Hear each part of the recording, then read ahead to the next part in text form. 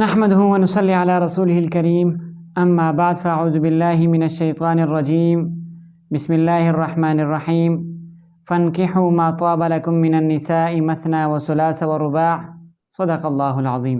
میرے محترم بھائیوں، آج ایک اہم مسئلہ آپ کے سامنے بیان کریں گے، کیونکہ اس کا بیان کرنا انتہائی ضروری اس لیے ہے کہ آج کل معاشرے میں یہ مسئلہ درپیش ہوا ہے کہ اکثر جگہوں میں دیکھا گیا ہے کہ نکاح کو لوگ خفیہ رکھتے ہیں۔ تو اب سوال یہ ہے کہ کیا نکاح کو اپنے خاندان والوں سے یا اپنے عزیز و اقارب سے اس کو خفیہ رکھنا جائز ہے یا نہیں؟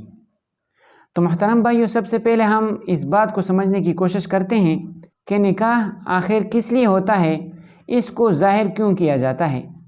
محترم بھائیو، نکاح اس لیے ظاہر کیا جاتا ہے کہ وہ زنا کے برمخالف ہے، زنا کے مخالف ہے۔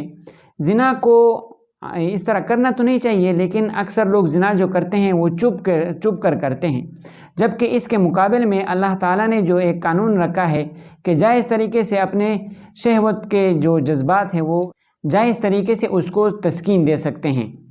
تو وہ جائز طریقہ کیا ہے کہ ایک نکاح کا طریقہ ہے، اور ساتھ میں آپ صلی اللہ علیہ وسلم نے یہ بھی فرمایا ہے اس کو لوگوں کے سامنے ظاہر کیا جائے۔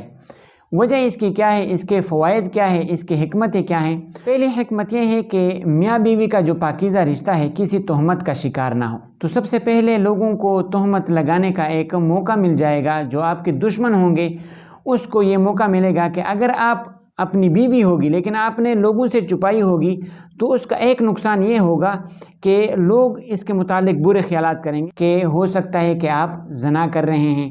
تو اس لیے اس تہمت سے بچنے کے لیے نکاح کو ظاہر کیا جاتا ہے۔ یہ پہلی حکمت ہوئی۔ دوسری حکمت یہ ہے کہ یہ جو میاں بیوی ہے یہ بھی اپنے آپ کو کسی اور کے لیے تہمت کا ذریعہ نہ بنائیں۔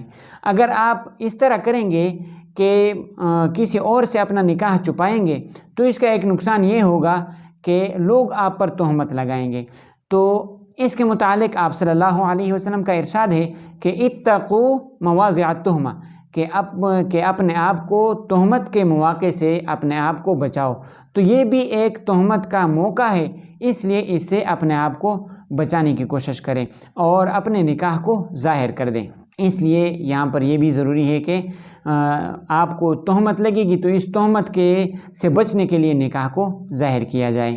تیسری حکمت یہ ہے کہ اگر اس نکاح سے کوئی بچہ پیدا ہوگا تو وہ معاشرے میں غیر ثابت النسب قرار پائے گا۔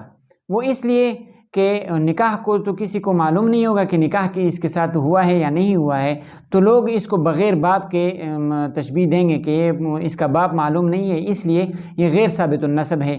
لوگ اس کو حرامی کہیں گے، تو اس حرامی سے حلالی بنانے کے لیے نکاح کو ظاہر کرنا اس لیے بھی ضروری ہے۔ اب آخر میں بات کرتے ہیں، اگر کسی نے ایسا عمل کیا ہے، نکاح کو چھپا کے رکھا ہے اور کسی مصلحت کی بنا پر اپنے خاندان والوں کو بتا نہیں سکتا، تو اب کیا کریں؟ تو جتنا بھی حسن تدبیر کے ساتھ وہ بتا سکتا ہے تو وقفے سے کسی بھی طریقے سے تدبیر کے ساتھ، سمجھ میں آئی بات، تدبیر کے ساتھ آپ اپنے خاندان والوں کو بتائیں۔ لیکن اگر آپ نہیں بتا سکتے ہیں تو کم سے کم اپنے ارد گرد کے لوگوں کو، چاہے وہ آپ کے دوست ہوں، چاہے آپ کے کوئی بھی ایسا کلوز دوست ہو جو آپ اس کو بتا سکتے ہیں، ان کو بتا دیں تاکہ یہ رشتہ جو ہے میاں بیوی کا رشتہ کسی تہمت کا شکار نہ ہو۔ امید ہے یہ مسئلہ آپ لوگوں کے سمجھ میں آ چکا ہوگا۔ اللہ تعالیٰ سمجھنے کی توفیق عطا فرمائے۔ وآخر دعوانا ان الحمد للہ رب العالمین۔